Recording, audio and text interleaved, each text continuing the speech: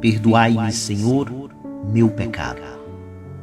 Feliz o homem que foi perdoado e cuja falta já foi encoberta. Feliz o homem a quem o Senhor não olha mais como sendo culpado e em cuja alma não há falsidade. Eu confessei afinal meu pecado, e minha falta vos fiz conhecer. Disse: eu irei confessar meu pecado, e perdoaste, Senhor, minha falta. Todo fiel pode assim invocar-vos durante o tempo da angústia e aflição, porque ainda que irrompam as águas, não poderão atingi-lo jamais. Sois para mim proteção e refúgio. Na minha angústia me haveis de salvar, e envolvereis a minha alma no gozo da salvação que vem só de vós. Perdoai, Senhor, meu pecado. Quem não conta com Deus é porque não sabe contar, dizia o filósofo Blaise Pascal. Se não contarmos com Deus, um dia experimentaremos o fracasso fatal. Mas se contarmos com Deus, mesmo tendo cruz no caminho, o mesmo terminará na vida glorificada. Jesus nos diz: sem mim nada podeis fazer.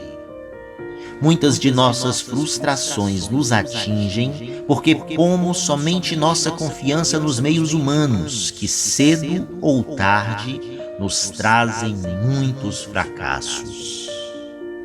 A primeira leitura é um dos trechos de 2 Samuel, onde fala-se de calamidades públicas tomadas como castigo de Deus em consequência dos pecados cometidos, conforme a crença da época. O favor divino é invocado e Deus dá uma resposta positiva. O texto de hoje fala do recenseamento do povo e da peste durante 3 dias. Depois de ter feito o recenseamento, Davi sentiu remorso. Cometi um grande pecado fazendo isso. Mais uma vez, a grandeza de Davi se manifesta no fato de saber reconhecer suas faltas. Ele é pecador, como todos os homens, porém lúcido e leal. E em que consistia o pecado de Davi? O livro de Samuel quer nos enfatizar a teologia da graça no sentido de que as vitórias e a salvação em geral se devem não aos exércitos humanos, e sim à força de Deus. O canto de Ana fala disso. Nós temos a vitória de Samuel sobre os filisteus, nós temos a vitória de Davi sobre Golias e muitos outros exemplos. Em vista desta teologia, o pecado de Davi consiste em pôr a confiança não na força e na graça de Deus, e sim nas forças e estratégias humanas. Consequentemente, Davi mandou fazer o recenseamento para saber quantos homens ele poderia contar numa batalha contra os inimigos. Sem querer querendo, Davi não conta com Deus. Quem não conta com Deus é porque não sabe contar, dizia o filósofo Blaise Pascal. Depois do pecado vem o castigo em forma de peste. Mas fica para nós uma pergunta: como pode Deus fazer o povo pagar um pecado do rei Davi? Em todo o Antigo Testamento, há um grande sentido de solidariedade coletiva de todos os membros do povo eleito entre si e entre eles e seu líder, seu rei. O povo se beneficia da oração e dos sacrifícios oferecidos pelo rei e sofre as consequências de seus pecados. Recordamos o tema de Jesus Cristo, o novo Adão. Se pela transgressão de somente um a morte reinou, os que receberam a abundância da graça e o dom da justiça reinarão pela obra de um só, Jesus Cristo. Esta é a lógica geral do Antigo Testamento sobre o pecado e castigo. Não existe pecado sem castigo, nem castigo que não tenha sua origem no pecado. A exemplo de Davi, podemos também cair no pecado da autossuficiência e do orgulho, da prepotência, da confiança excessiva nas nossas capacidades e nos meios humanos, econômicos, estruturais, ideológicos, estratégicos. A arrogância ou orgulho é o complemento da ignorância, dizia Bernard de Fontenelle. O excesso de confiança não dá margem para melhorar. O orgulhoso termina em muitas ocasiões humilhado. Se não contarmos com Deus, um dia experimentaremos o fracasso fatal. Mas se contarmos com Deus, mesmo tendo cruzes no caminho, o caminho ainda assim nos levará à vida glorificada.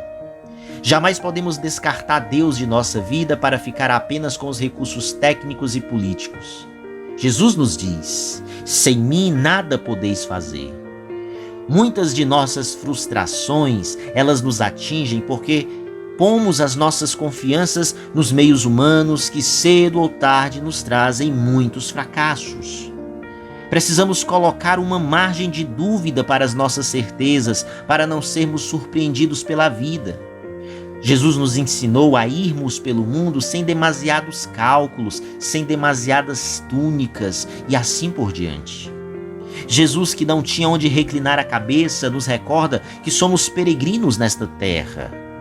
Não são as forças humanas que dão eficácia aos nossos trabalhos, e sim Deus.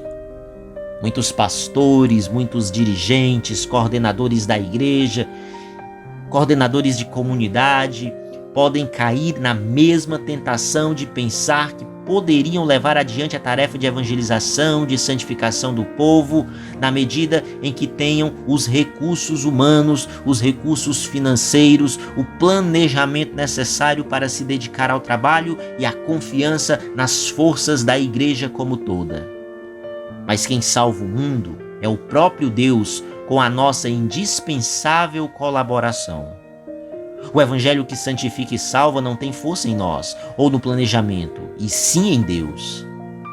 É nele que devemos colocar a nossa confiança e é a ele que devemos dar a abertura suficiente para ouvi-lo e nos deixar guiar por ele através de seu Santo Espírito, que sempre nos inspira diariamente. A incredulidade fecha as portas da oportunidade para Nazaré. Jesus seguiu adiante. A maioria das pessoas pensa que tem ilimitadas oportunidades para crer, mas isso é um ledo engano. O pecado da incredulidade é desastroso. A incredulidade rouba do povo as maiores bênçãos. A incredulidade traz morte ao mundo. A incredulidade é o pecado que enche o inferno. No Evangelho, vemos Jesus com seus discípulos em sua terra, Nazaré, onde admirou-se com a falta de fé dos nazarenos. São com essas palavras que o evangelista Marcos registra os sentimentos de Cristo. Cristo que foi rejeitado pelos que lhe eram mais próximos, desprezado por seus conterrâneos e familiares. Não se admira o Senhor com a pouca fé dos nazarenos. O Senhor fica admirado com a total falta de fé. Embora o conhecessem desde pequenino, na verdade nunca chegaram a conhecê-lo de verdade, porque não estavam dispostos a crer nele. Mas afinal, o que é que significa na prática esse não ter fé? Vejamos primeiramente em que consiste a fé cristã. A fé cristã trata-se de um dom de Deus derramado em nossos corações. Em outras palavras, a fé é uma virtude sobrenatural infundida por Deus em nossas almas. Nesse sentido, podemos dizer que se alguém tem fé, a tem porque Deus lhe concedeu. Ora, se é assim, não estariam excusados os nazarenos, não estariam desculpados por sua falta de fé, não estariam eles livres de qualquer tipo de crítica por não crerem em Jesus? Afinal, que culpa teriam eles por um ato que por si sós não têm direito ou do qual foram deixados às suas próprias forças e por isso se tornaram incapazes de crer? Sucede, porém, que a fé, mesmo sendo um dom, é um dom que o Senhor quer dar a todos os homens. Não há homem ou mulher que Deus não queira dar a fé, porque a todos eles Deus deseja salvação. Deus não quer que ninguém pereça. Inclusive São Pedro, o príncipe dos apóstolos, escreve assim: Deus quer que todos cheguem ao arrependimento. E Deus a todo momento nos fala ao coração. Ele nos convida à conversão. Ele nos inspira a abraçar a fé em seu Filho Jesus Cristo. Eis que estou à porta e bato, diz o Senhor, todos os dias, a todos os homens, em todos os tempos. Se alguém ouvir a minha voz e abrir a porta, entrarei em sua casa e com ele cearei e ele comigo. Embora seja a fé uma graça de Deus, é uma obrigação de cada ser humano, é uma obrigação de cada cristão empreender todo o esforço para cultivá-la e fazê-la crescer. A incredulidade do povo lá de Nazaré foi motivada por causa da origem de Jesus. Para eles, Jesus era apenas um carpinteiro, filho de Maria, cujos parentes eles conheciam. A familiaridade, em vez de gerar fé, produziu preconceito e incredulidade. Outro fator para a incredulidade deles se devia ao fato de que o mestre não tinha estudado nas escolas rabínicas e eles não conseguiam explicar o seu conhecimento nem o seu poder. Apesar da incredulidade, Jesus oferece uma segunda chance à cidade de Nazaré. Ele cresceu lá e agora estava voltando para lá. E que contraste! Aquele povo de Nazaré era o povo mais privilegiado do mundo, já que ali o Filho de Deus havia passado sua infância, sua juventude. Os nazarenos puderam vê-lo muito de perto. Aliás, eu penso que nada é mais perigoso do que a alma se acostumar com o sagrado. Às vezes, nós fazemos o mesmo que o povo de Nazaré. Por termos o nosso Deus tão próximo, e aí eu estou falando aos católicos, porque nós temos a Eucaristia que para nós é Deus, é Jesus presente. Às vezes nós temos esse Jesus tão próximo que nós o menosprezamos, que nós o rejeitamos, que nós beiramos a incredulidade. E outro fato de destaque nesta incredulidade se deve ao fato de termos o conhecimento separado da fé. O povo de Nazaré, ele reconhecia que Jesus fazia coisas extraordinárias. Eles reconheciam que Jesus tinha uma sabedoria sobre-humana. Inclusive, eles fizeram 3 perguntas. De onde recebeu tudo isso? Como conseguiu tanta sabedoria? E esses grandes milagres que são realizados por suas mãos? Quer dizer, eles tinham a cabeça cheia de perguntas e o coração vazio de fé. Porque eles não puderam explicá-lo, então eles o rejeitaram. Esses fatos foram suficientes para Jesus não permanecer na cidade. A incredulidade, ela fecha as portas da oportunidade para Nazaré. Jesus seguiu adiante. A maioria das pessoas pensa que tem ilimitadas oportunidades de crer, mas isso é um ledo engano. O pecado da incredulidade, ele é desastroso. A incredulidade, ela rouba do povo as maiores bênçãos. A incredulidade, ela traz morte ao mundo. A incredulidade é o pecado que enche o inferno. Jesus disse: crede em Deus, crede em mim também. Por isso, baseados na reflexão que fazemos dessa liturgia de hoje, peçamos que o Senhor nos incremente a fé, fazendo-a amadurecer cada dia mais.